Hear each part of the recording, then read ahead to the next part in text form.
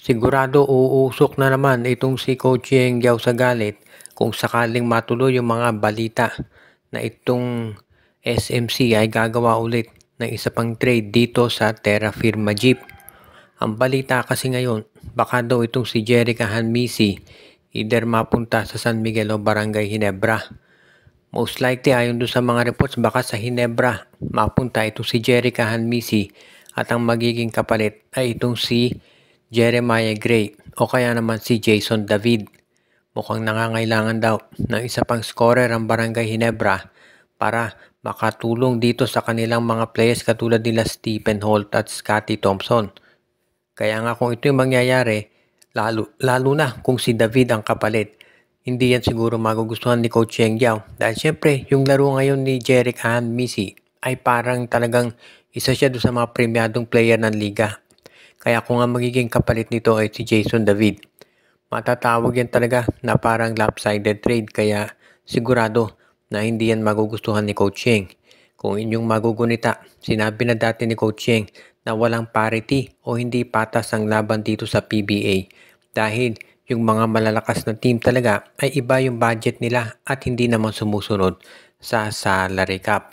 Kaya nga iyan ngayon na nagiging sabihin natin issue dito sa PBA. Kaya nga kailangan talaga kung ikaw si Coach Yeng Giao ay magmasid ng mabuti just in case nga merong ganitong klaseng transaction na gawin ang SMC.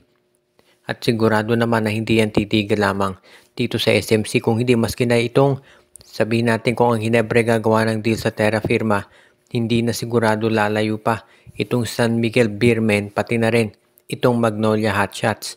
Kaya kung ikaw si Coach Yeng at yung iba pang independent teams, ito talaga yung bagay na sabihin natin kinakabahan nila.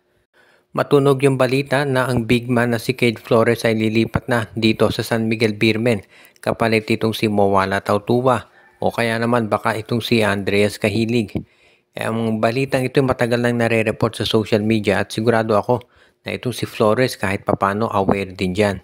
At kung ikaw naman si Cade Flores, sigurado matutuwa ka kung malilipat ka dito sa San Miguel Beer kaysa naman nandiyan ka sa Titan Ultra. Patagal na dito sa Titan Ultra o Northport Batang Pier itong si Cade Flores. Pero syempre iba pa rin kung malilipat ka dito sa lineup ng SMB dahil itong Titan Ultra alam natin hindi yan makakapasok sa playoffs. Pero itong San Miguel palagi nagko-content sa championship, posible pa nga baka sa Grand Slam. Kaya ang laking bagay niyan para kay Cade Flores at doon sa iba pang players ng Titan Ultra. Kaya hindi natin sila masisisi kung gusto nila na dito sila malipat. At yan ang dahilan kung ba't maraming naniniwala na itong San Miguel Beermen ay gagawa ng paraan para makuha itong si Cade Flores. Dahil syempre, kung ikaw ang San Miguel, hindi mo sasayangin yung oportunidad na makaakuha ng ganyang talento. Katulad ng pagkuha ng San Miguel dati dito kay JM Calma. Nakita natin nagde-deliver na ngayon si JM Calma para dito sa San Miguel. Kaya parang ganyan din ang gusto nilang gawin sa pagkuha naman dito kay Cade Flores. Kaya sigurado na isa yan dun sa mga aabangan natin pagdating dito sa tinatawag na magandang kombinasyon na gagawin ng San Miguel. Kung Cade Flores for Mo Tautuba o Cade Flores for Andreas Cahilig, panalo sa trade na yan itong San Miguel dahil yung potential ni Cade Flores napakataas kumpara doon sa mga nabanggit na players na papalitan nila. Alam natin matandaan na ito si Cahilig at ito si Tautuba, kaya naman yan sigurado ang dahilan kung bakit sila ay gusto ng palitan ng San Miguel Beer ng panibagong player. Ito nga bang Barangay Ginebra ayon doon sa mga reports ay interesado na kunin sa darating na draft itong si Michael Phillips. Itong si Michael Phillips kasi ang tinuturing ng karamihan na baka maging bagong Japet Aguilar ng Barangay Ginebra. Alam natin na si Japet ay 38, 39 years old na. At kapag nagkaroon na ng susunod na draft sa 2027, 40 na siguro si Japet. Kaya nga kinakailangan talaga ng Ginebra na kumuha ng panibagong sentro. At ngayon nga, parang nakikita natin na itong si Michael Phillips ang pinakamalamang na i-acquire ng Barangay Ginebra. Kung pag-uusapan naman natin yung talento at yung skill set ni Michael Phillips, madaling makita kung bakit siya ang gustong makuha nitong Barangay Ginebra. Isang big man na magaling sa rebounding, sa hustle at sa depensa at pwedeng maging rim protector. Kaya nga bagay na bagay siya talaga dito sa Barangay Ginebra at yan ang dahilan kung bakit siya ay gusto nilang makuha. Kaya nga ngayon kung ikaw itong Barangay Ginebra, sigurado magiging kaabang-abang talaga yung pagkuha nila dito kay Michael Phillips. At isa yan dito sa mga bagay na siguradong i-consider ang mabuti ng lineup ng Ginebra. At hindi naman natin syempre mayaalis na malaki talaga yung posibilidad na ito'y magawa ng Ginebra dahil nasa kanila na yung number 1 draft pick itong sa Terra Firma Jeep. Yes, alam natin na hindi pa guaranteed na number 1 pick ang Terra Firma. Pero sa tinatakbo ng kanilang laro ngayon, malamang talaga sa kanila na yung draft pick na binigyan nila sa Ginebra, yan ang magiging number 1. At yan na talaga yung magiging maganda, sabihin na nating kapalit ditong Barangay Ginebra. Kapag dumating na yung panahon na kinakailangan nilang kumuha ng isang papalit kay Japet Aguilar, iyan talaga yung draft pick na nakuha nila sa Terra Firma, yan ang makatutulong sa kanila para ito talaga ay magawa na. Marami ngayong mga nagtatanong kung ito bang Titan Ultra ay isa pa ring farm team ng SMC.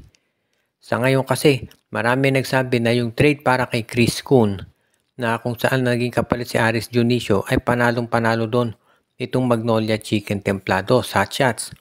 At meron ding mga nagsasabi na baka ang mangyari dito, itong si Joshua Monson at si Cade Flores ay iti-trade naman dito sa SMC, baka sa San Miguel at Ginebra.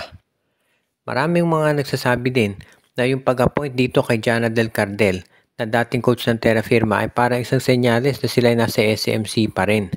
Pero alam na natin na papalitan si Cardel pagkatapos nitong Philippine Cup at ang ilalagay daw dyan si Alex Cabagnot. Kaya nga ngayon nasisiguro natin na pinag-aaralan mabuti ng Titan Ultra yung mga messages na nakukuha nila sa mga PBA fans at gusto nilang siguraduhin na sila ay hindi raw farm team at sila daw talaga ay independent team. Ayon dito sa mga lumabas na mga reports katulad ng mga insiders ay yun daw pag-trade kay Chris Kuhn, yan daw ay pinangako ng Northport dito sa Magnolia. So yung Titan Ultra tinutupad lamang yung obligasyon ng Northport pero magmula daw ngayon ay wala ng ganyang klaseng mga trade na mangyayari. Kaya ito yung aabangan natin kung itong Titan Ultra talaga ay magbibigay ng mga tinatawag ng mga magagaling na players sa SMC o hindi. Ang aabangan ng marami dito yung sinabi ng Titan Ultra Management na baka itong si Joshua Monson ay for trade na at pati na rin itong si Cade Flores.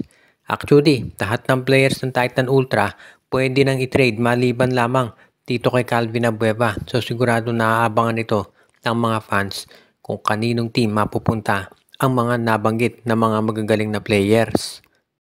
Pinabati natin yung ating mga taga-subaybay katulad nila Jonel Alagon, Simon De Guzman, si Katsakino Ducusin, si Anthony Alon, si Malyari Mascareñas, si Dexter Domer, si Ireneo Salangsang, si Anthony Alon, si Joshua Giray Espejo at Rosales family, si Michael D. at yung iba pang mga regular nating taga-subaybay.